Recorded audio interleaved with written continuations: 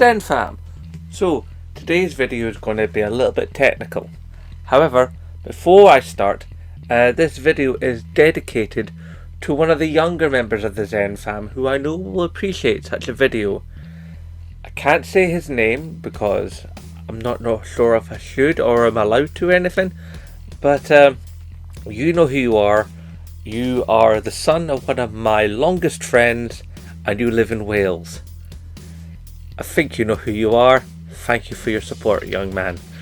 Anyway, we've all heard all these rumours going about for PS6, and we all see how it's all about the whiz-bangery. It's like, oh, the ray tracing, and oh, the weather effects, and time stuff, and AI, and blah blah blah blah blah blah blah. But you know what almost nobody ever really seems to talk about when it comes to the next system? I mean, we did it for the last couple, but we haven't talked about it for PS6. Tell you what they haven't discussed: the humble controller. Now, you can do all kinds of things with controllers. I mean, the DualSense is a wonderful bit of kit. I mean, it's got the reactive triggers that actually can hold back on you, and you can depress them and depress them and depress them to gain ever more sensitivity of how much you're trying to do a thing. And you know, you can even have that on the actual button, on the face buttons and all kinds of stuff. You've got the touchpad, yeah. But the one thing that's remained the same pretty much since like the N64 is the stick. Now, the mechanisms have gotten smaller, yes, but basically speaking, we still have the same OEM sticks. Your classic OEM stick, imagine my arm is the base of the thumbstick, okay? The thumbstick is moved back and forth, round and round in its housing. It's connected to wee sort of like motor things that detect its motion. So if it's pulled that way, it knows. If it's pulled like that way, it knows. If it's pulled this way, then this one and this one activate. So basically, whatever way you pull it, it has a mechanical system that understands where the stick is and how it's being moved in real time, which is important because if you didn't have real-time monitoring of where your thumbstick is, you wouldn't be able to move in the game very well. So we have that, but the problem with that is, of course, yes, it's cheap, yes, it's reliable, but it is due to wear and tear. Eventually, an OEM stick will wear out, a la stick drift. And Lord knows we've all experienced that, have we not, ladies and gentlemen of the ZenFam? Yes. So then, of course, we, a few years ago, started rattling on and on about getting Hall Effect sticks. The Hall Effect sticks are a very different proposition. They employ the joy that is magnets.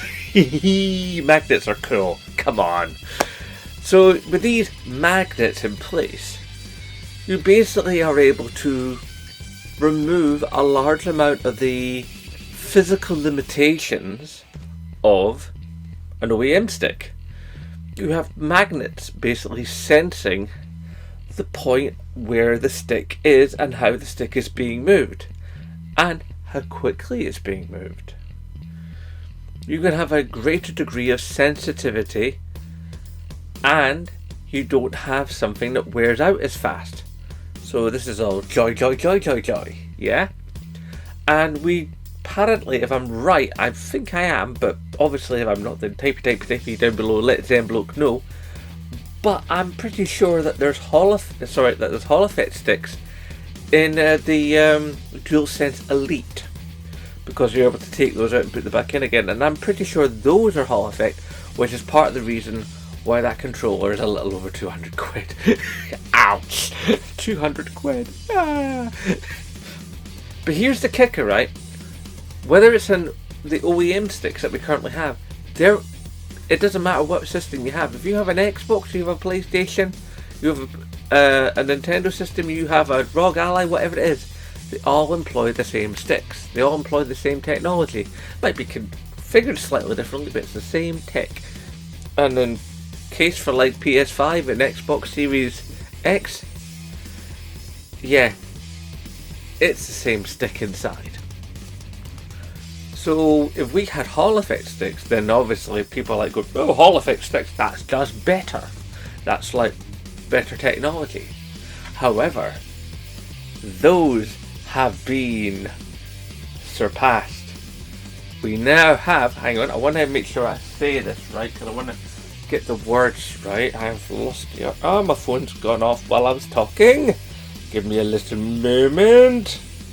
Where were we? Yeah, so we have what's now called TMR sticks. And these TMR sticks are a completely different kettle of fish. Right? Because this stands for, get this, hang on, where's the wording for it? God, what, this big scientific word. Yeah.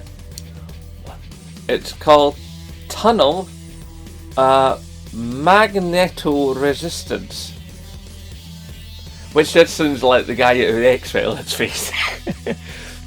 So you're able to have not only the magnets of before, the Hall effect system, but it's also more precise. It's a quantum magnetical system, which just sounds all kinds of Star Trek. And it runs on less power. So it's cheaper, it's more power efficient, it's more accurate, and it sounds cooler. Yes, please put those in my PS6 controller.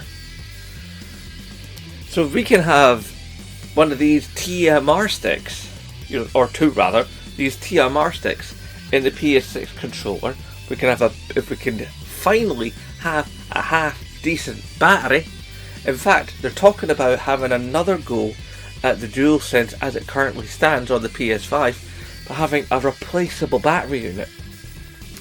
So if we could have a replaceable battery unit, TMR sticks, a better microphone, a better speaker,